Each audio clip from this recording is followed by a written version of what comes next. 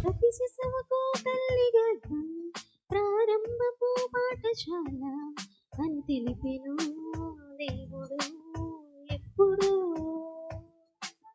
యోహాను తల్లి గర్భమందు మరియ వందనం వినగానే గంతులేసెను గర్భంలో. అప్పుడే గర్భంలోనే గుర్తించిన దేవుని కుమారుడు యేసు కంటే ముందుగా వచ్చినాడితడు. గర్భంలోనే గుర్తించిన దేవుని కుమారుడు యేసు కంటే ముందుగా వచ్చినాడితడు. లోకంతో పని ఎందుకు తనకు, దేవుని పనులే ముఖ్యం తనకు. క్రీస్తు సువార్తను స్థిరపరచుటకు పరలోకం కొరకు. లోకంతో పని ఎందుకు తనకు, దేవుని పనులే ముఖ్యం తనకు. క్రీస్తు సువార్తను స్థిరపరచుటకు పరలోకం కొరకు.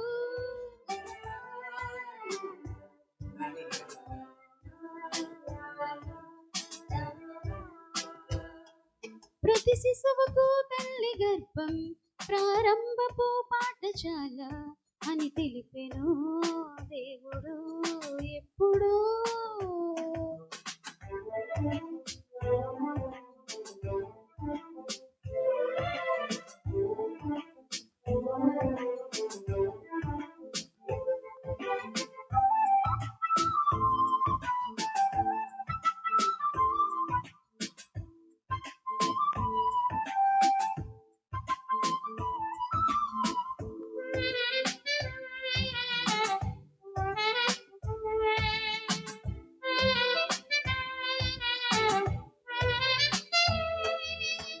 మారు మనసు పొందమని, తగిన ఫలము ఇవ్వమని బాప్తిస్మమే ఇచ్చిన యోహాను ఇతడే.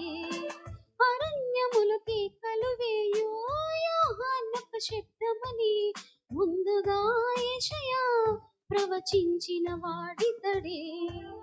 తన వెనక వచ్చిన వాడే సర్వశక్తిమంతుడని, తన చెప్పులు మారును విప్పే అర్హతే తనకు లేదని, తననే తానే తగ్గించుకుని అడవిలో బ్రతుకును సహించుకుని దేవుని ఎదుటే మెప్పించుకుని ఇలా యేసుని చూపాడని. తననే తానే తగ్గించుకుని అడవిలో బ్రతుకును సహించుకుని దేవుని ఎదుటే మెప్పించుకుని ఇలా యేసుని చూపాడని.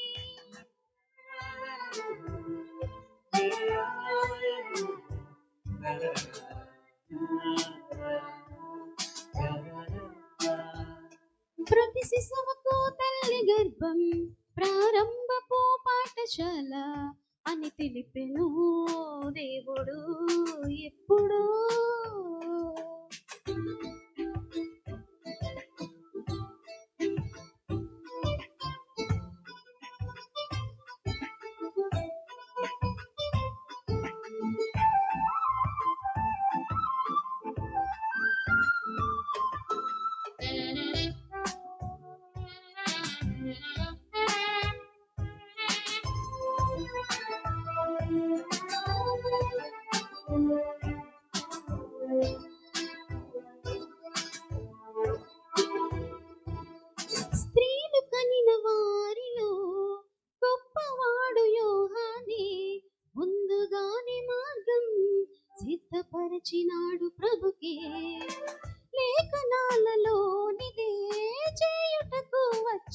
వాడి రాబో ఏలియా అనిపించుకునెను ఇతడే.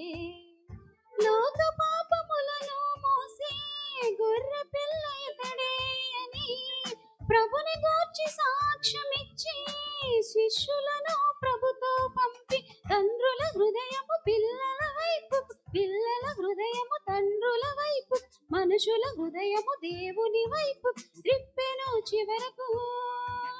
తండ్రుల హృదయము పిల్లల వైపుకు, పిల్లల హృదయము తండ్రుల వైపు, మనుషుల హృదయము దేవుని వైపు త్రిప్పెను చివరకు.